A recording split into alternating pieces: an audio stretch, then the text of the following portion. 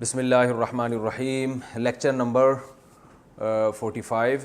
آج انشاءاللہ ہم سورہ بروج پڑھیں گے۔ پہلے اس کا لفظی ترجمہ اور مختصر گرامر ہوگی، اس کے بعد اس کی تفسیر۔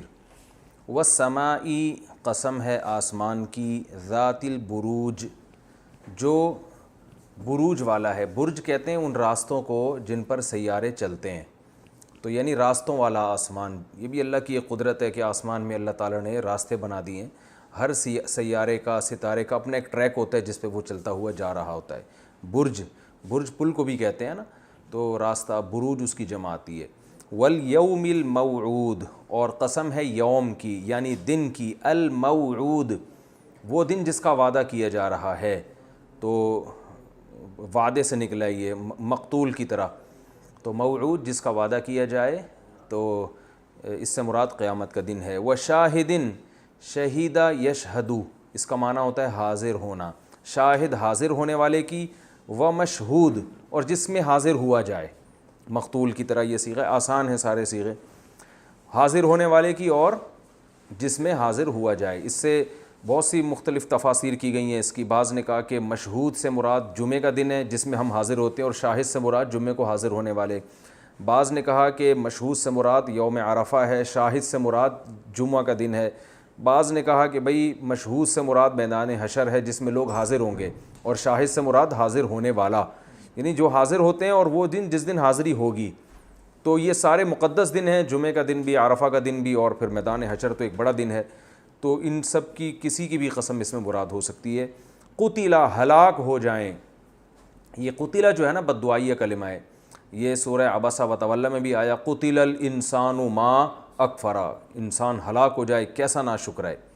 تو اللہ نے فرمایا قتلا، ہلاک ہو گئے یا ہلاک ہو جائیں، لیکن یہاں ہم معنی کریں گے ہلاک ہو گئے، کیونکہ اصحاب الاخدود جو ہیں یہ ہلاک ہو چکے ہیں۔ یہ ماضی کا ایک واقعہ ہے قرآن کے نازل ہونے سے پہلے کا۔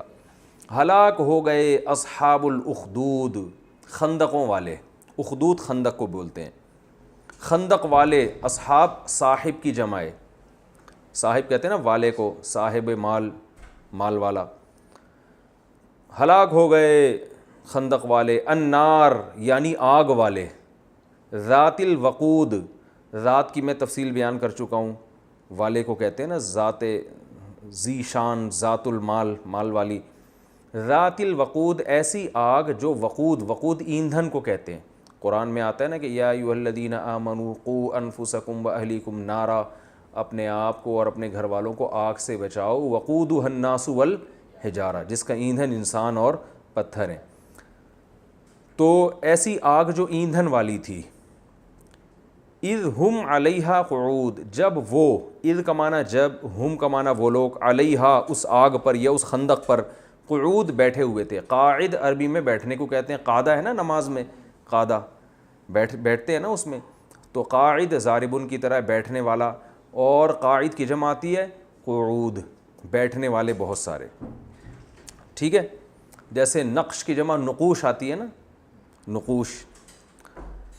اذ ہم علیہا قعود، جب وہ لوگ اس پر بیٹھے ہوئے تھے۔ میں اس کی جب تفسیر بیان کروں گا تو انشاءاللہ ان آیتوں کا مطلب سمجھ میں آئے گا۔ وہم، اور وہ لوگ تھے، علی ما یفعلون، ان چیزوں پر جو وہ کر رہے تھے، بالمؤمنین، مومنین کے ساتھ، شہود، گواہ تھے۔ شاہد گواہ کو بھی کہتے ہیں نا، شہادت سے نکلا ہے، شہود اس کی جمع آتی ہے۔ یعنی ہم آسان ترجمہ کہ ہلاک ہو گئے خندق والے، آگ والے، اور ایسی آگ جو ایندھن والی ہے۔ کب ہلاک ہوئے؟ اس وقت جب وہ بیٹھے ہوئے تھے اس ایندھن پر یا اس آگ پر یا اس خندق پر، اور جو کچھ وہ مومنین کے ساتھ کر رہے تھے اس پر گواہ بھی تھے، جو ظلم مومنین کے ساتھ کر رہے تھے۔ وَمَا نَقَمُوا، اور نہیں انتقام لے رہے تھے وہ۔ نقموا کا معنی ہوتا ہے نقم ینقمو، ضرب یضرب کی طرح، انتقام اردو میں بھی استعمال ہوتا ہے نا، نقم انتقام سے ہی۔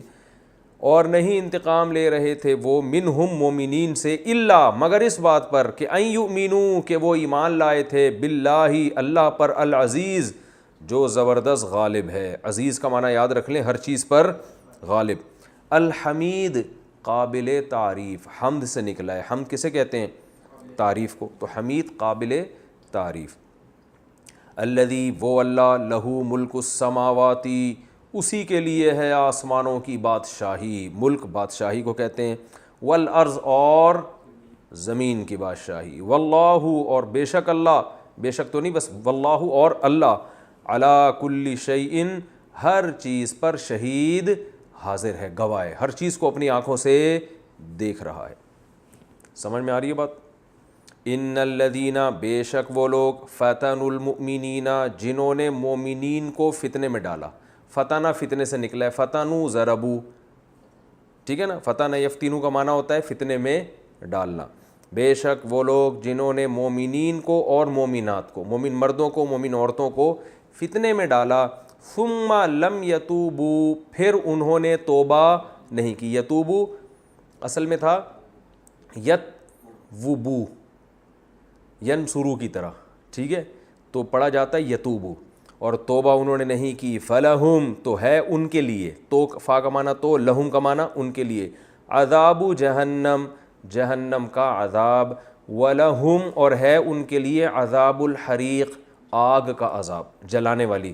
حرق عربی میں کہتے ہیں جلانے کو, حرق کسے کہتے ہیں؟ جلانا, حریق جلانے والی, ٹھیک ہے نا, تو جلانے والی کا عذاب. تو جلانے والی کون ہوتی؟ آگ, یعنی جلانے والی آگ کا عذاب.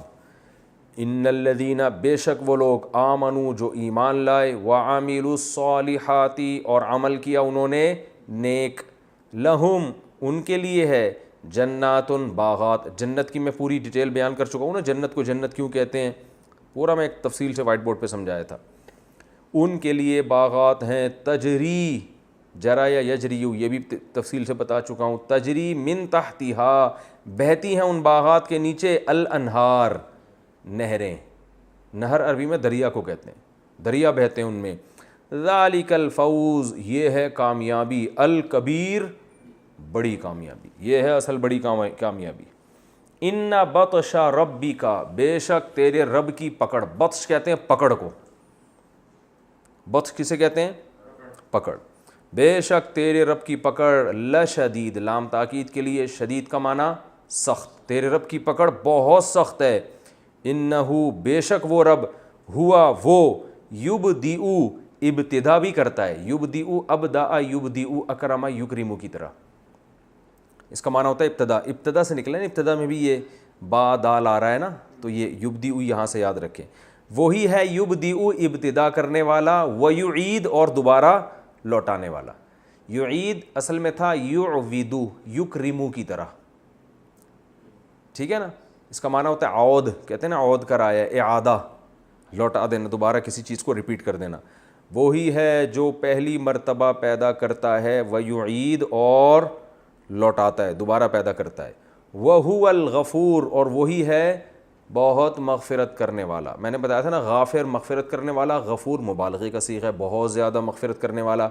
الودود بہت زیادہ محبت کرنے والا. ودود, ود عربی میں کہتے ہیں محبت کو, ایک تو ویسے ہی ود زیادہ محبت کو کہتے ہیں, ایک محبت ہے, ایک ہے کہتے ہیں نا مودت, اور یہ لفظ سنا ہوگا مودت, ٹھیک ہے نا, اردو میں بھی استعمال ہوتا ہے. حدیث میں آتا ہے تزوج الودود الولود, نکاح کرو ایسی عورت سے, الودود جو بہت محبت کرتی ہو, الولود جو ولود ولادت زیادہ کرتی, بچے زیادہ, نسل زیادہ بڑھائے, تو وہاں بھی ودود کا لفظ, ٹھیک ہے نا. ہوتا ہے نا لوگوں کا نام عبد الودود, میں ہوں عبد الودود, اور آپ اس وقت دیکھ رہے ہیں JTR میڈیا ہاؤس پہ, وہ ہوتا ہے نا جامع الرشید کے چینل پہ عبد الودود آتے ہیں, میں ہوں عبد الودود اور آپ دیکھ رہے ہیں اس وقت JTR میڈیا ہاؤس پہ. تو ودود کا معنی بہت زیادہ محبت کرنے والا. مودت یہ اردو میں لفظ استعمال ہوتا ہے, ذرا گاڑی اردو ہے. ذو العرش عرش والا ہے, المجید بزرگ, مجید کہتے ہیں بزرگی کو, بزرگ ہے. فعال کر گزرنے والا. دیکھو ایک لفظ ہوتا ہے, یہ ہے فعل یفعل, فعل کا معنی کیا اس نے, یفعل کا معنی کرتا ہے, فعل سے نکلا ہے نا, تو فاعل کرنے والا. فعال مبالغے کا صیغہ ہے, تو مبالغہ کیسے ہوا؟ کر گزرنے والا. ایک ہوتا ہے کرنے والا, ایک ہوتا ہے جو سوچتا ہے کر گزرتا ہے, اس کے پاس یعنی نہ کا نو نہیں ہے کہ جو چاہے گا بس وہ کر گزرے گا. فعال لما کر گزرتا ہے لما اس کام کو، یریدو جس کا وہ ارادہ کرتا ہے. یریدو اصل میں تھا یریدو، یکریمو کی طرح ارادے سے نکلا ہے. کر گزرتا ہے اس کام کو جس کا وہ ارادہ کرتا ہے. آگے اللہ فرماتے ہیں یقین نہیں آتا تو ہم بتاتے ہیں حل عطا کا، کیا آئی ہے تمہارے پاس. حل عطا کا، عطا اصل میں عطایا ضربہ کی طرح، کیا آئی ہے تمہارے کا کمانا تمہارے پاس حدیث الجنود، لشکروں کی خبر پہنچی ہے. جنود کسے، جند کی جمع ہے. جند کسے کہتے ہیں؟ لشکر. جند اللہ سنا ہے نا، جند اللہ. اور اردو میں اور کہاں استعمال ہوتا ہے؟ بہرحال جند کہتے ہیں لشکر کو، جنود اس کی جمع. حل عطا کا حدیث الجنود، کیا آئی ہے تمہارے پاس لشکروں کی خبر، یعنی کس کی؟ فرعون و ثمود، فرعون اور سمود کی خبر آئی ہے. تو آگے اللہ نے جواب نہیں دیا، مطلب یہ کہ یقیناً آئی ہے، سب پتہ ہے تمہیں. بل الذین کفروا، بلکہ کافر لوگ فی تکذیب، وہ جھٹلانے میں لگے ہوئے ہیں. یعنی یہ بلکہ اصل میں پہلے ایک بات ہوتی ہے اس پہ رد ہوتا ہے نا. تو تمہارے پاس خبر آئی ہے تو خبر کا تقاضا تو یہ تھا کہ تم مان لیتے اللہ کی باتیں، لیکن الٹا معاملہ کیا ہو رہا ہے؟ کافر لوگ فی تکذیب، وہ کس میں ہیں؟ جھٹلانے میں ہیں. واللہ من ورائہم محیط، حالانکہ اللہ نے ان کو ان کے ہر طرف سے احاطہ کیا ہوا ہے. اللہ نے ان کو پکڑ کے رکھا ہوا ہے، کنٹرول میں ہے پورے، کہ حساب لے گا تو ایسے جو کنٹرول میں ہو اس کو تو اتنا اکڑ اس پہ اچھی نہیں لگتی. من ورائہم، ورا کا لفظ کل بھی آیا تھا. ورا کسے کہتے ہیں؟ پیچھے کو.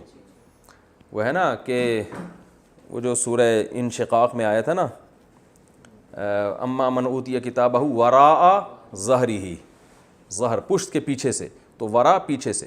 اللہ من ورائہم ان کے پیچھے سے، محیط ان کا احاطہ کیے ہوئے.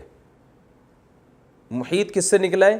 احاطے سے. کہتے ہیں یہ ہر چیز کو محیط ہے، یعنی ہر چیز کو اس نے گھیرا ہوا ہے.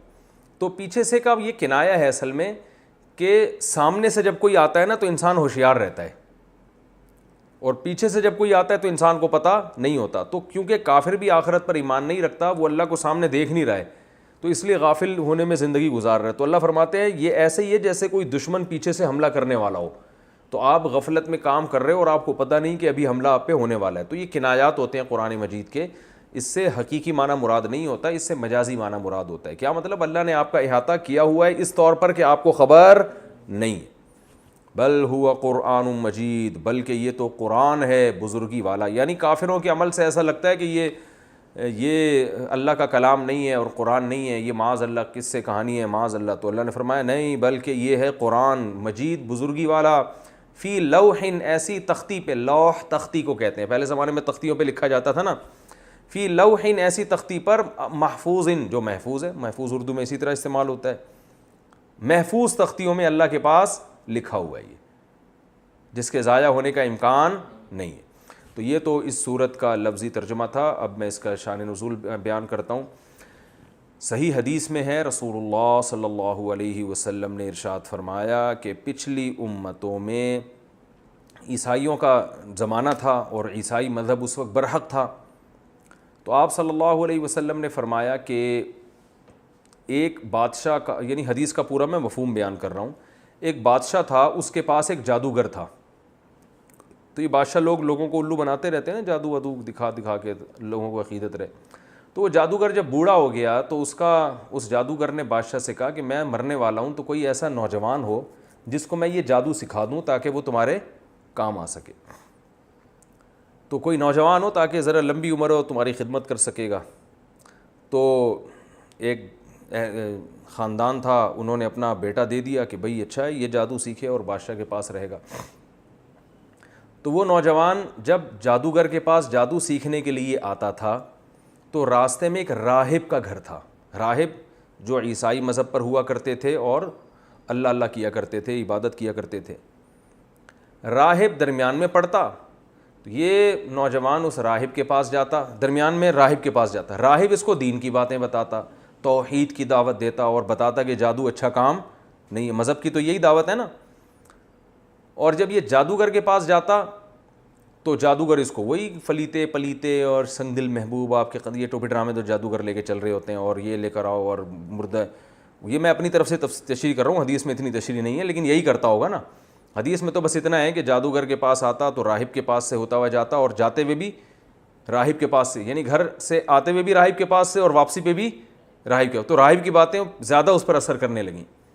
لیکن وہ جادوگر اس کو یہی فلیتے پلیتے گندی باتیں جو جادوگروں میں ہوتی ہیں اور ہوائی باتیں, تو یہ جو نوجوان تھا نا اس کو راہب کی باتیں اٹریکٹ کرنے لگیں کہ یار اس کی تعلیمات پاکیزہ ہیں, صاف ستھری, خود بھی صاف ستھرا رہتے ہیں جو مذہبی لوگ ہوتے ہیں, نہانا دھونا. جادوگر تو گندے اس میں رہتے ہیں ہر وقت گند میں. تو یہ کیا ہوا, یہ مسلمان ہو گیا, یعنی اس وقت عیسائی مذہب اس نے قبول کر لیا جو برحق مذہب تھا. راہب کے ہاتھ پہ یہ کیا ہو گیا, مسلمان. راہب نے اسے کہا کہ دیکھو جب اگر تم بادشاہ کو پتہ چل جائے نا کہ تم مسلمان ہو گئے ہو تو میرا نہیں بتانا کہ میرے ہاتھ پہ, ورنہ بادشاہ مجھے قتل کر دے گا. اس نے کہا ٹھیک ہے نہیں بتاؤں گا. تو یہ نوجوان کو اب اللہ نے چونکہ اس سے دین کا کام لینا تھا بہت زیادہ اور اس کی بڑی قربانی تھی, جادو میں تو کروڑوں روپے پیسہ ہے, یہاں پر پیسہ بھی نہیں, تو اب اس کی قربانی کی وجہ سے اللہ نے کیا کیا, اس کے ہاتھ پہ کرامتیں ظاہر کرنا شروع کر دیں تاکہ لوگ اس کی طرف مائل ہوں اور یہ بتائے کہ یہ جادو نہیں ہے بلکہ یہ کون کر رہا ہے, اللہ کر رہا ہے. تو بعض دفعہ اللہ کسی سے کام لے لیتے ہیں بڑا. تو اب کیا ہوا کہ جناب یہ مادرزاد نابینا کے آنکھوں پہ ہاتھ رکھتا اس کی بینائی لوٹ آتی, یہ کوڑ کے مریض پہ ہاتھ رکھتا وہ اس کو شفا مل جاتی. ایسے عجیب عجیب کام اس کے ہاتھ پہ ظاہر ہونا شروع ہو گئے. تو بادشاہ نے کہا بھئی یہ تو بڑا جادوگر بن گیا ہے اور یہ بڈھے نے تو اس کو بڑا ٹائٹ سے, بڈھے سے بھی آگے نکل گیا یہ تو جو جادو سکھا رہا تھا. بادشاہ بڑا خوش ہوا. تو بادشاہ نے اس کو بلایا کہ ہمیں تمہارے بارے میں خبر پہنچی ہے, تم تو بھائی یوں بھی کر رہے ہو, یہ بھی کر رہے ہو, یہ بھی کر رہے ہو, تم تو بڑے ماشاءاللہ فنڈر, ماشاءاللہ تو نہیں کہا ہوگا, یعنی فنڈر بن گئے. تو اس کو اب موقع مل گیا. اس نے کہا بھائی بات یہ ہے کہ یہ سب کچھ اللہ کر رہا ہے, میں نہیں کر, صرف ہاتھ میرا ہے, کرنے والا کون ہے, اللہ. بادشاہ تو کافر تھا, وہ تو اللہ کو مانتا نہیں تھا. اس کو یہ خطرہ ہوا کہ یہ تو لوگوں کو اللہ کی طرف دعوت دے رہے ہیں, تو لوگ تو اللہ کی قدرت پہ یقین کریں گے, میری دکان کیا ہو جائے گی, بند. تو بادشاہ اب اس کو قتل نہیں کرنا چاہتا تھا کیونکہ بادشاہ کہہ رہا تھا یہ بڑا قیمتی آدمی ہے, اس کے ہاتھ پہ ایسی ایسی چیزیں ظاہر ہونا, اگر یہ میرا بن جائے تو میرے لیے بہت مفید ہو سکتا ہے. تو بادشاہ یہ چاہ رہا تھا کہ اس کو ڈرا ڈرا کے قتل, یعنی ڈرائے, قتل کی دھمکیاں دے تاکہ یہ قتل نہ ہو اور یہ موت کے خوف سے جو ہے نا ایمان چھوڑ دے.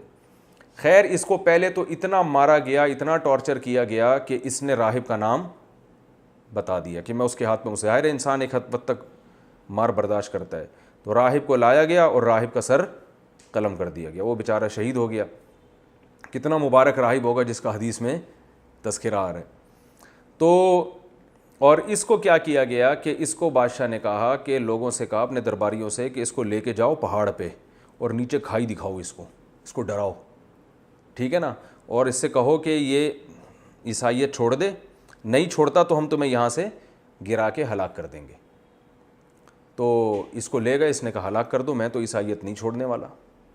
تو اللہ کی قدرت کیا ہوئی ہے کہ وہ پہاڑ پہ ایسا کچھ زلزلہ آیا, وہ سارے مر گئے اور یہ بچ گیا, اکیلا واپس آ گیا. تو بادشاہ نے پھر لوگوں کو کہا کہ اس کو سمندر میں لے جاؤ. اچھا اب یہ خبریں لوگوں میں مشہور ہونا شروع کی, ایک نوجوان ہے بھائی وہ اس طرح کا ہے, کیونکہ اللہ تعالیٰ پہ مشہور کر رہے ہیں نا تاکہ اس سے کام لینا ہے اللہ تعالیٰ نے. تو اس کی خبر کہ بھئی یہ تو آنکھوں پہ ہاتھ لگائے تو بینائی واپس لوٹ آتی ہے. تو یہ سب کو یہی کہتا بھئی میں یہ نہیں کر رہا, یہ اللہ پر ایمان لے کر آؤ, یہ میں نہیں کر رہا, یہ اللہ کر رہا ہے, تو اللہ کی قدرت پر ایمان لے کر آؤ. تو اب اس کے یہ واقعہ بھی مشہور ہونے شروع ہو گئے, بھئی پہاڑ سے گرایا نہیں مر رہا. تو اس کو سمندر میں لے کر گئے, بیچ سمندر میں بادشاہ نے کہا اس کو غرق کر دینا اگر یہ ایمان نہ لے کر آئے. تو ڈرایا نہیں, یعنی ایمان نہ چھوڑے, اگر یہ ڈرایا وہی اثر نہیں ہوا اس کے اوپر. تو وہ کشتی الٹ گئی, سارے مر گئے, اس کو اللہ نے بچا لیا, یہ پھر واپس لوٹ آیا. کشتی الٹ گئی یا کیا ہوا مجھے پوری تفصیل جتنی حدیث میں ملتی ہے, بس یہ کہ وہ غرق ہو گئی, یہ بچ گیا. تو جب یہ واپس آیا تو جب بادشاہ نے ساری کوششیں کر لیں کہ بھئی یہ اچھا لوگ آہستہ آہستہ مسلمان ہو رہے ہیں, تو اس نے بادشاہ کو کہا کہ اے بادشاہ اگر تو مجھے قتل کرنا چاہتا ہے تو جو طریقہ میں بتاؤں نا اس طریقے سے قتل کر. اب لوگوں میں تو شہرت ہو چکی تھی کہ بادشاہ نے سارے حربے استعمال کر لیے مگر یہ قتل نہیں ہو کے دے رہا. تو اس نے کہا جو طریقہ میں بتاؤں گا اس طریقے سے تو مجھے مارے گا تو میں قتل ہو جاؤں گا. بادشاہ تو چاہ رہا تھا اس سے جان چھڑائی ہے تو ہمارے لیے مصیبت بن گیا ہے. بادشاہ نے کہا کیا طریقہ؟ اس نے کہا بھائی چوک پہ کھڑا کر کے میرے اوپر تیر مار اور یہ کہے بسم اللہ وربی ھذا الغلام, بسم اللہ ربی ھذا الغلام، اللہ کے نام سے جو اس لڑکے کا رب ہے. یعنی اس نوجوان نے یہ قربانی دی کہ جب یہ بادشاہ یہ اناؤنس کرے گا نا، یہ لفظ بولے گا، تو لوگ کہیں گے بھئی اللہ کا نام لینے سے تو قتل ہو رہا ہے، ویسے قتل نہیں ہو رہا. یعنی بسم اللہ کی برکت بھی سامنے آئے گی اور لوگ اللہ پہ اور یقین کریں گے. تو نوجوان نے یہ قربانی دی. تو جب اس کو اس طرح سے چوک پہ کھڑا کیا گیا اور اس کے تیر مارا گیا نا، تو جب بسم اللہ ربی ھذا الغلام کہا گیا، یہ تیر اس کی کنپٹی پہ لگا اور اسی وقت یہ شہید ہو گیا. لیکن اچھا، اس نے یہ بھی کہا تھا کہ پورا شہر اکٹھا کر لو، یہ سب کے سامنے ہونا چاہیے، اکیلے میں نہیں، کیونکہ یہ چاہ رہا تھا یہ دعوت سب کے پورے شہر کو پہنچ جائے. اور تو جب پورا شہر اکٹھا کر لیا گیا اور اس کے تیر لگائے، یہ جناب گرائے، پورے شہر نے بیک زبان ہو کے کلمہ پڑھنا شروع. سارے مسلمان ہو گئے، جو اس وقت جو عیسائی مذہب برک تھا، سب اللہ کی دعوت، اللہ پر ایمان لے آئے اور بادشاہ کے رب ہونے کی، بادشاہ تو اپنے آپ کو رب کہتا تھا، سارے مسلمان ہو گئے. آپ کو پتہ ہے جو حکومتی پٹھو ہوتے ہیں نا، وہ کبھی بھی وہ نہیں ہلتے چاہے کچھ بھی ہو جائے. جو بادشاہ کے درباری ہوتے ہیں نا، خاص بہت کم ان میں لوگوں کو ایمان کی توفیق ملتی ہے. تو قرآن کی تاریخ سے بھی پتہ چلتا ہے کہ ظالم بادشاہوں میں بعض دفعہ پوری قوم ان کے خلاف ہو گئی، لیکن ان کے جو درباری ہیں وہ ان کا ساتھ نہیں چھوڑتے. تو ایسا ہی ہوا کہ پوری قوم مسلمان ہو گئی، لیکن جو بادشاہ کے درباری تھے، اس کے خاص لوگ تھے جو ہر وقت بادشاہ کے ساتھ رہتے تھے، وہ بادشاہ کے ساتھ تھے. تو بادشاہ نے یہ کہا کہ بھائی یہ تو پوری قوم ہمارا دین چھوڑ دیا اس نے اور مجھے خدا ماننے سے انکار کر دیا ہے، اب ایک ہی حل ہے کہ ان کو زبردستی مجبور کر کے اس دین برحق سے دور کرو. اور اس کا طریقہ یہ ہے کہ شہر میں جگہ جگہ خندقیں کھودی جائیں، ہر گلی میں، ہر محلے میں خندقیں کھود کے اس میں لکڑیاں ڈالی جائیں، آگ جلائی جائے، اور پھر ایک ایک کو پکڑ کے اس آگ میں جھونکا جائے. تو جو اس آگ کو دیکھ کے ڈر جائے اور کہے کہ میں اپنا دین چھوڑتا ہوں، تو اس کو تو بچا لو، باقی سب کو کیا کر دو، آگ میں ڈال دو. تو یہ وہ خندقیں تھیں. تو ایک ایک کو پکڑ کے ڈالا گیا. صحیح حدیث میں آتا ہے، آپ صلی اللہ علیہ وسلم نے ارشاد فرمایا کہ 3 بچے ہیں جو ماں کی گود میں بولے ہیں. ایک تو حضرت عیسیٰ علیہ السلام ماں کی گود میں بولے تھے، اور ایک وہ جس پر وہ ایک بزرگ تھے نماز پڑھ رہے تھے، تو ان کی ماں نے ان کو پکارا تو وہ پریشان ہو گئے کہ ایک طرف ماں ہے اور ایک طرف نماز ہے. تو آزمائش میں آ گئے نا، اللہ میں نماز توڑ کے جواب دوں تو تیرا حق ضائع ہوتا ہے، اور ماں کو نماز نہ توڑوں تو ماں کا حق. تو اسی کشمکش میں تھے کہ ماں نے بد دعا دے دی کہ اللہ کرے تجھ پر کوئی تہمت لگے. تو یہی ہوا کہ وہ پھر کسی چرواہے نے کسی عورت کے ساتھ زنا کیا، بچہ پیدا ہوا. تو وہ عورت شادی شدہ تھی نہیں. لوگوں نے پوچھا بچہ کس کا ہے، تو اس عورت نے جان چھڑانے کے لیے اس راہب پہ ڈال دیا. وہ بیچارہ نیک بزرگ اپنے جھونپڑی میں اپنی عبادت کیا کرتا تھا، اس پہ جھوٹا الزام ڈال دیا. لوگوں نے پکڑ کے مارا اس کو اور اس کے وہ عبادت خانہ گرا دیا. تو اللہ تعالیٰ نے اب اس پر رحم کیا، تو جو ہے نا ماں کی گود میں بچہ بولا کہ میرا جو ہے نا اس کے پانی سے اللہ نے مجھے پیدا نہیں کیا، بلکہ مجھے فلاں کے پانی سے اللہ نے پیدا کیا، وہ چرواہے سے. تو یہ کرامت اس راہب کی ظاہر ہوئی. تو اللہ نے اپنے حق کی وجہ سے اس کی عزت کی بھی حفاظت کی، لیکن ماں کی بد دعا بھی لگی اس کو. تبھی امام ابو حنیفہ رحمہ اللہ تعالیٰ اسی حدیث کی بیس پہ کہتے ہیں کہ اگر نماز کی حالت میں ماں پکارے اور اس کو پتہ نہیں ہے کہ آپ نماز پڑھ رہے ہیں، تو نماز توڑ دینی چاہیے. تو اب کیا مسئلہ ہوا کہ وہ بچہ بھی ماں کی گود میں بولا. تو خیر جب لوگوں نے کہا یہ تو راہب بڑا نیک آدمی ہے، بچے سے اللہ گواہی دلوا رہے ہیں، تو اس راہب کو دوبارہ پروٹوکول دیا گیا اور اس سے کہا ہم آپ کا عبادت خانہ سونے کا بنا کے دیں گے. اس نے کہا نہیں بھائی، وہ مٹی کا گھروندا ہی بنا دو میرے لیے، جب عبادت ہی کرنی ہے تو سونے کے محل کا کیا کرنا. تو یہ ایک بچہ ماں کی گود میں بولا، ایک عیسیٰ علیہ السلام، اور ایک تیسرا ایک اس واقعے میں. تو نبی صلی اللہ علیہ وسلم نے فرمایا کہ جب سب کو لا کے آگ میں ڈالا جا رہا تھا، نہیں وہ اتنا دودھ پیتا بچہ نہیں تھا جو یوسف علیہ السلام کی گواہی جس نے دی تھی نا، واسع خان، تو وہ آپ جتنا کم از کم ہوگا. تو یہ جو تھا حدیث میں آتا ہے کہ ایک عورت کو لایا گیا، اس کی گود میں جو ہے نا دودھ پیتا بچہ تھا. اب اس عورت کو اپنے بچے کا خیال آ رہا تھا، یہ بچہ کیسے آگ میں جلے گا نا. وہ بیچاری، باقی لوگ تو گر رہے تھے، ایمان اتنا مضبوط تھا ان لوگوں کا. اس بچے نے قربانی ایسی دی تھی نوجوان نے کہ وہ آگ میں گرنے کے لیے تیار. تو وہ بچہ، ماں جو ہے نا ہچکچا رہی تھی کہ ایک طرف کفر ہے کہ میں اللہ کا انکار کر دوں، اور ایک طرف یہ آگ ہے، اور پھر بچے پہ ترس آ رہا تھا اس کو کہ بچے کو کیسے میں ڈالوں. تو نبی نبی صلی اللہ علیہ وسلم نے ارشاد فرمایا کہ اللہ نے اس بچے کو قوت گویائی عطا فرمائی.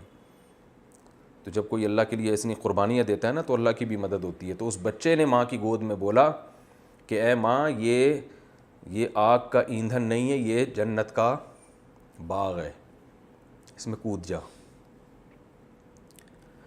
تو نبی صلی اللہ علیہ وسلم, یعنی یہ دیکھنے میں آگ لگ رہی ہے, حقیقت میں یہ آگ نہیں ہے, یہ باغ ہے, اللہ نے جو ہے نا آزمائش کے لیے اس کو رکھا ہے. تو وہ ماں جو ہے نا اپنے سینے سے لگا کے اس میں کود گئی. تو خیر وہ اس بادشاہ نے, کمبخت نے, ان سب کو قتل کر دیا. تو وہ غالب آ گیا بادشاہ, وہ ہلاک ہو گئے. تو اب چونکہ ظاہری لحاظ سے بادشاہ کو کامیابی مل گئی تھی اور وہ ایمان والے سارے قتل ہو گئے, جو کفر میں تھے وہ تو بادشاہ کے ساتھ ہو گئے, تو اب ظاہری لحاظ سے تو وہ کامیاب ہو گئے نا. تو قرآن میں اللہ نے صدیوں بعد ان کا واقعہ نازل فرمایا, اور اللہ نے فرمایا کہ میں اپنے نبی کو یہ اطلاع دے رہا ہوں کہ دیکھنے میں کامیاب بادشاہ ہوا لیکن حقیقت میں کامیاب نہیں ہوا, اس لیے کہ وہ تو باغات میں چلے گئے. اور جو بادشاہ جس نے خندقیں کھدوائی تھیں نا, اور اس کے جو فوجی لوگوں کو پکڑ کے خندقوں میں ڈال رہے تھے, وہ اصل میں آگ میں ہیں. تو آگ کے مستحق یہ لوگ ہوئے ہیں, وہ نہیں ہوئے. تو اسی کا اللہ نے اس صورت میں بیان کیا. اب دوبارہ پڑھ لیتا ہوں. اللہ فرماتے ہیں قسم ہے آسمان کی جو ستاروں والا ہے, یعنی راستوں والا ہے, اور قیامت کے دن کی قسم, اور شاہد اور مشہود کی قسم, ہلاک ہو گئے خندقوں والے جنہوں نے خندقیں کھودی. النار, پھر ان کی برائی کو بیان کیا جا رہا ہے. معمولی خندق نہیں تھی بلکہ آگ والے لوگ تھے, جو ایندھن والی آگ تھی جس میں ایندھن ڈال کے اس کو بھڑکایا گیا تھا. اذ ہم علیہا قعود, اور جب وہ وہاں بڑے آرام سے بیٹھے ہوئے منظر دیکھ رہے تھے. وہم علی ما یفعلون بالمؤمنین شہود, اور ایمان والوں کے ساتھ جو ظلم زیادتی کر رہے تھے اسے اپنی آنکھوں سے دیکھ بھی رہے تھے, پھر بھی ان کو ترس نہیں آیا. اور یہ انتقام ان سے صرف اس بیس پہ لے رہے تھے, وما نقموا منہم الا ان یؤمنوا باللہ العزیز الحمید, صرف اس بیس پہ انتقام لے رہے تھے کہ یہ ایک رب پہ ایمان لائے ہیں جو زبردست, غالب اور قابل تعریف ہے. اس پر ایمان لانے کی سزا یہ مل رہی ہے کہ ان کو آگ میں ڈالا جا رہا ہے, اور وہ معمولی رب تھوڑی ہے. اس میں اللہ بتا رہے ہیں کہ ہمارے لیے جب کوئی قربانی دے گا تو کیا ہم اس سے غافل ہو جائیں گے؟ الذی لہ ملک السماوات والارض, یہ وہ اللہ ہے جو آسمانوں اور زمین کا بادشاہ ہے اور ہر چیز پر گواہ بھی ہے. وہ بادشاہ اور اس کے درباری سمجھ رہے تھے کہ اللہ کو نہیں پتہ, تو اللہ فرماتے ہیں ہم تو سب کچھ دیکھ رہے تھے. پھر اللہ نے فرمایا ان الذین فتنوا المؤمنین, وہ لوگ جنہوں نے مومنین کو فتنے میں ڈالا, آزمائش میں ڈالا, اور مومن عورتوں کو, پھر ان میں سے کسی نے توبہ اگر نہیں کی تو ان کے لیے جہنم کا عذاب ہے اور آگ والا عذاب ہے.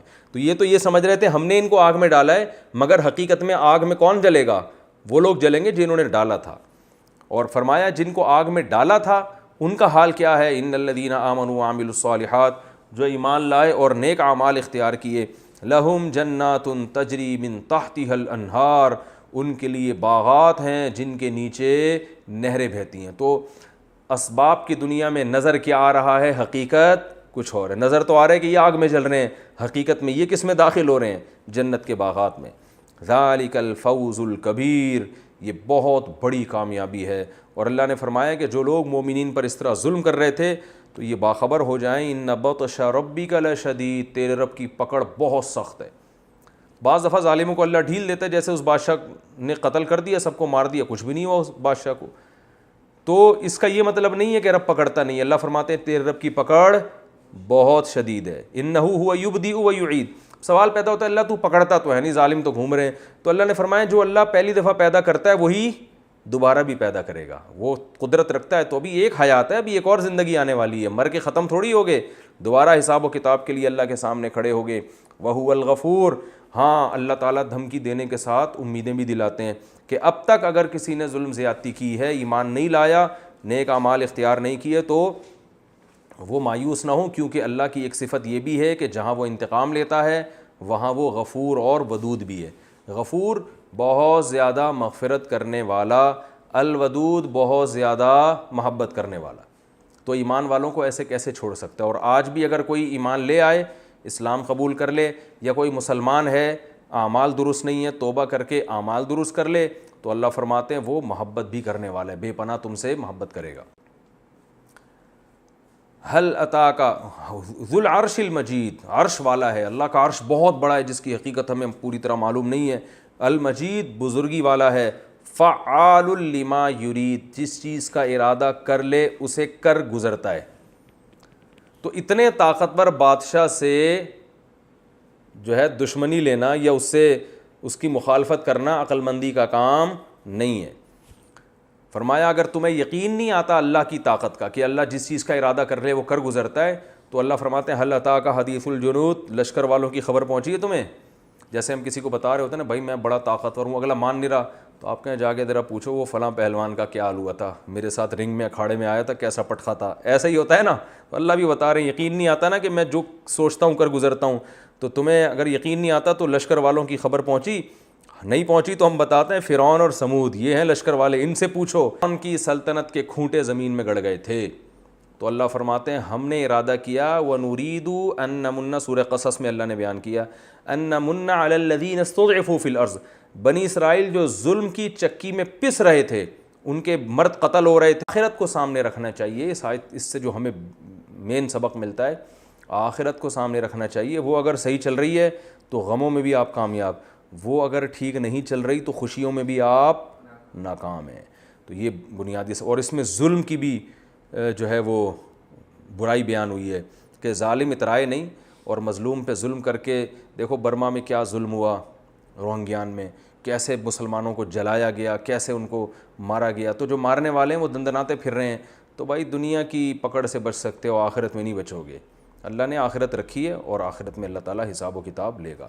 اللہ تعالیٰ سے دعا ہے اللہ ہمیں سمجھنے کی عمل کرنے کی توفیق عطا فرمائے. اچھا ایک سبق ہمیں یہ بھی ملتا ہے کہ اللہ یہاں یہ فرما رہے ان الذین فتنوا المؤمنین والمؤمنات. ٹائم کتنا رہ گیا؟ 6 منٹ نا. تو میں اسی کو کمپلیٹ کرتا ہوں, اسی صورت کو.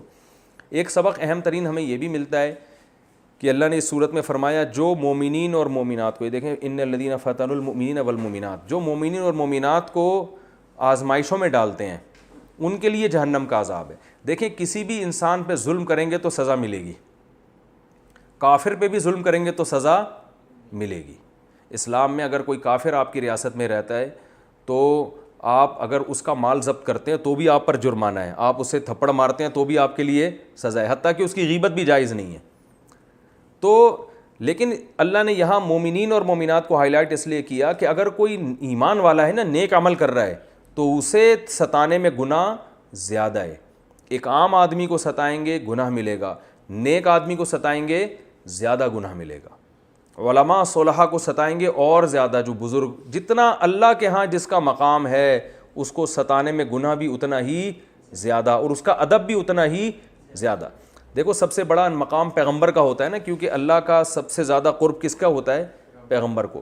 تو قرآن نے کیا کہا؟ لا تجعلوا دعاء الرسول كدعاء بعضكم بعضا اور لا ترفعوا اصواتکم فوق صوت النبی. اے ایمان والو نبی کی آواز سے آواز اونچی نہ کرو, تمہارے عمل ضائع ہو سکتے ہیں. تو وجہ کیا ہے کہ اللہ کے سب سے مقرب کون ہے؟ نبی صلی اللہ علیہ وسلم. تو جتنا جس کا اللہ سے قرب ہوگا اتنا ہی اس کا مقام اور مرتبہ اور اس کا احترام اور اس کو تکلیف سے بچانا ضروری ہوگا.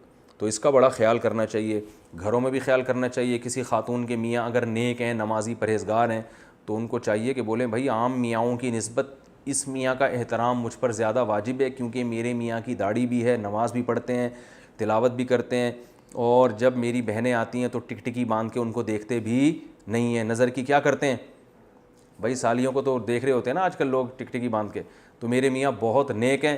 تو ایسی عورت پر اپنے میاں کا احترام دوسری عورتوں پر جتنا احترام واجب ہے اپنے میاں کا, تو ایسی عورت پر احترام زیادہ واجب ہے. یہ ستائے گی اپنے میاں کو, گناہ زیادہ ہوگا. اسی طرح آپ کو بیگم مل گئی نمازی, پرہیزگار اور پردے والی, تو اگر آپ اس کی حق تلفی کریں گے تو ایک آدمی کی بیوی بے دین ہے, وہ اس کی حق تلفی کرتا ہے تو گناہ گار ہوگا, لیکن نیک بیوی کی حق تلفی کریں گے تو گناہ دوسروں سے زیادہ. کیونکہ اللہ کیا کہہ رہا ہے؟